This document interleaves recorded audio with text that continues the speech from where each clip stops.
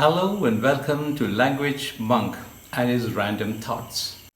I'm sure you must have heard about subject to verb agreement. Like if the subject is singular, the verb has to be singular. If the subject is plural, the verb has to be plural. And the S in subject makes it plural, but the S in verb makes it singular. So these are things which we know, but there are some points, certain situations where you're confused. Even if you're very good in English, sometimes you find it confusing whether in this particular situation, agreement between subject and noun is the way we think it is. So let's get into some of those problems which even a person very adept in the language sometimes finds himself in. One example is, let's take the case of Manchester United, a very famous football team in England. This season they had some exciting players joining, like Cristiano Ronaldo, Varane, and then Sancho, three of the most exciting players. So you can say that the arrival of these glamorous players have excited the supporters of the club. It looks natural because such famous players or glamorous players have excited, because the players is plural, so it has to be have. But there we forget that actually it is the arrival. The arrival is the subject, the noun. So the arrival has excited.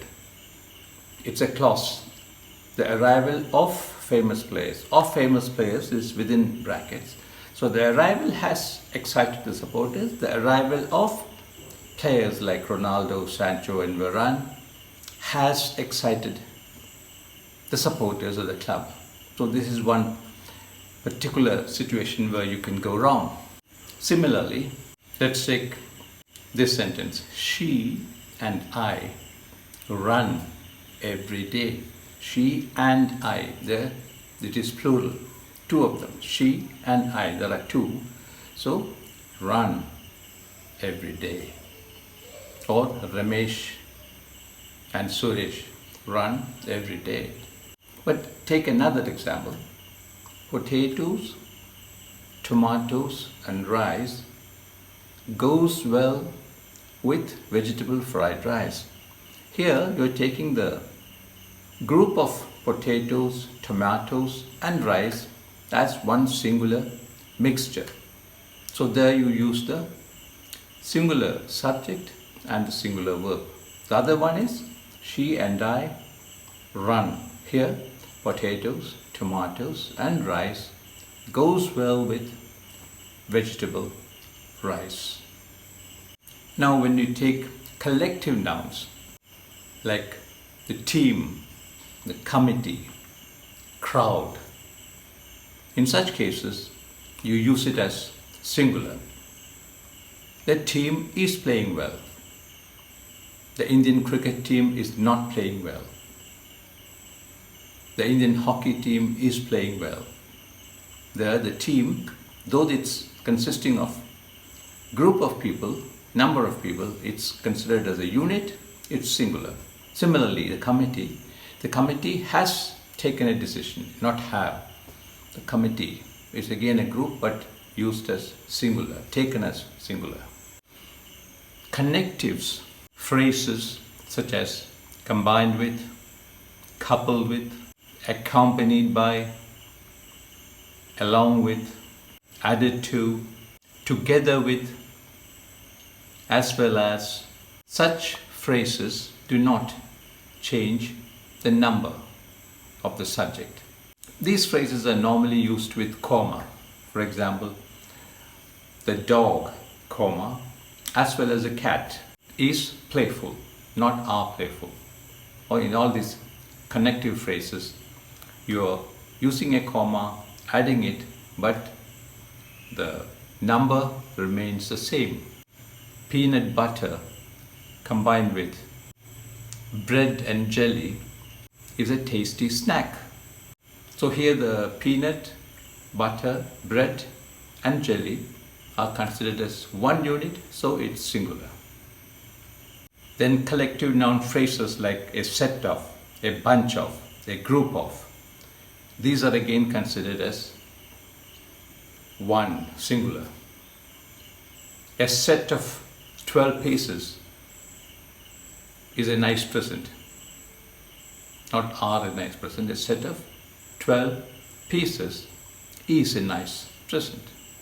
Each is again used as a singular subject. Each person is adept at his job. Every, same as each. Every boy is dressed smart. Every girl is dressed well. Every school is well established. Each and every, in both cases, it's singular. None.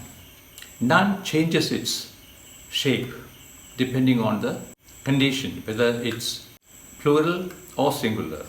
None of the books are missing. None of the books is missing is wrong. None of the books are missing. But when the books become book, none of the book is allowed to be reprinted. None of the book is one single book. None of the book is allowed to be reprinted. None of the books are missing.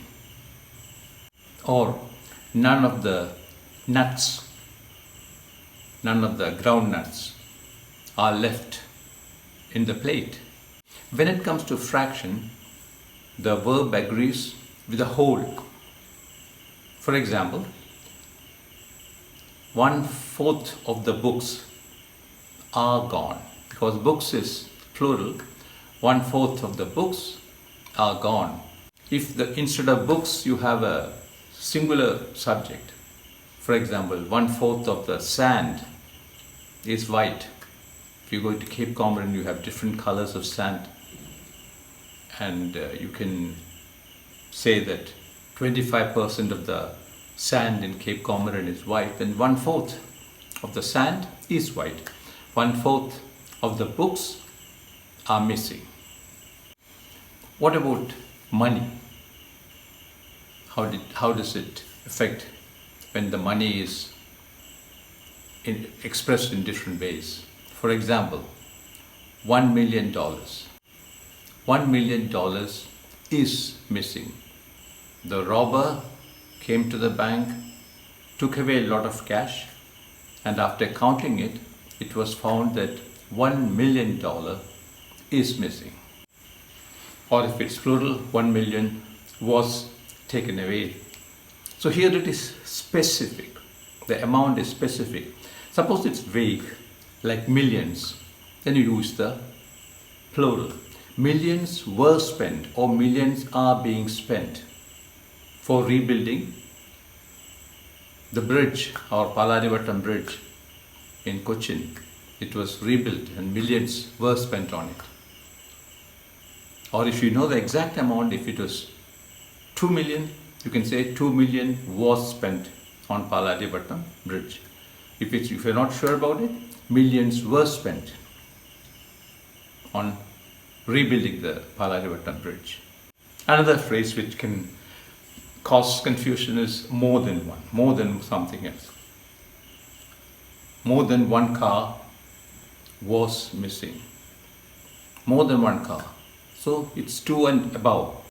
But though it is more than one means 2 and more, which strictly speaking is plural, in language, more than one is considered as singular. So more than one cycle was lost in the cyclone. More than one car was washed away. So again it's considered as singular. So these are some funny behavior of English language, quixotic behavior of English language. And even people who are very good in English, who speak well, who write well, sometimes they make the mistakes in such situations. So it's always better that you know this, practice this, get used to it, so that you don't make these mistakes which many people do. That's it for today. Thank you very much for listening. Remember, wear your mask, Wash your hands frequently with soap. Keep a safe social distance. Stay healthy, stay fit, and keep smiling all the time. Bye.